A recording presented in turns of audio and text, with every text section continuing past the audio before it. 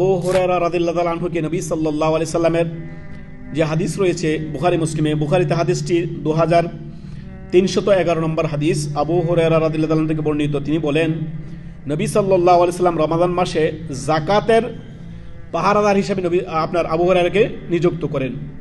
তো প্রথম দিন আসলেন ইবলিস শয়তান, সে এসে কিছু নিয়ে যেতে লাগলো, আবু হুরায়রা ধরলেন। এইভাবে করে 3 দিন এই ঘটনা ঘটলো। সে প্রতিদিনই কাকুতি মিনতি করে ছুটে যায়, প্রতিদিনই কোনো না কোনো বাহানা দিয়ে ছুটে যায়। সর্বশেষ দিন আবু হুরায়রা বলতেছে, আজকে আর তোমাকে ছাড়া ছাড়িনি, মুহাম্মদুর রাসূলুল্লাহ সাল্লাল্লাহু আলাইহি সাল্লামের কাছে গিয়ে তোমাকে নিয়ে ছাড়বো। তখন সে বললেন, দেখো তোমাকে আমি একটু ভালো বিষয় শিখিয়ে দিচ্ছি। সেটি হচ্ছে, তুমি যখনই আমাদের থেকে সুরক্ষা পাওয়ার জন্য যখনই তুমি ঘুমাতে যাবে তখনই তুমি আয়াতুল কুরসি পাঠ করবে। ভোর হওয়া পর্যন্ত তোমার কাছে একজন আল্লাহর পক্ষ থেকে পাহারাদার ফেরেশতা নিয়োজিত থাকবে, তোমার কোনো ক্ষতি করতে পারবে না এই জিন শয়তানেরা।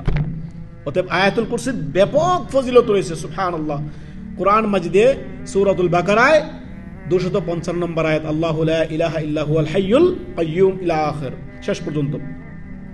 আয়াতুল কুরসির 5টি ফজিলত রয়েছে। এর মধ্যে প্রত্যেক ফরজ সালাতের পরে যদি কোনো ব্যক্তি পাঠ করে সে জান্নাতে প্রবেশ করবে, শুধু মৃত্যু তার বাকি থাকলো, মরলেই জান্নাত। ইল্লাল মাউত বলা হচ্ছে, যদি সে আপনার আয়াতুল কুরসি পাঠ করার পরে প্রত্যেক ফরজ সালাতের পরে যদি সে আপনার কি করে আয়াতুল কুরসি পাঠ করে মৃত্যুবরণ করলে জান্নাত। শুধু তার মধ্যে আর জান্নাতের মধ্যে বাধা হচ্ছে মউত। সুবহানাল্লাহ, চিন্তা করেছেন? আর দ্বিতীয়টা হচ্ছে, সে যখন ঘুমাতে যাবে শয়তান থেকে আল্লাহ তাআলা তাকে সুরক্ষা দান করবেন। আল্লাহ কি করবেন? তাকে সুরক্ষা দান করবেন শয়তানের অনিষ্ট থেকে। আর 3 নাম্বার হচ্ছে, আপনার সবচেয়ে মর্যাদা সম্পন্ন আয়াত হচ্ছে কোরআন মাজিদে এই আয়াতুল কুরসি। সুবহানাল্লাহ, সহিহ মুসলিমে এমন হাদিস রয়েছে, 287 নম্বর হাদিস সহিহ মুসলিমে রয়েছে। সবচেয়ে বরকতপূর্ণ একটি আয়াত, মর্যাদাপূর্ণ একটি আয়াত হচ্ছে আয়াতুল কুরসি।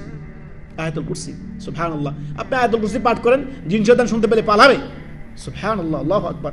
আর 4 নাম্বার হচ্ছে, যেই ঘরে সূরাতুল বাকারা পাঠ করা হয় সেই ঘরে আপনার কি হয় না, ইবলিস শয়তান তার থাকে না, পালায় এখান থেকে।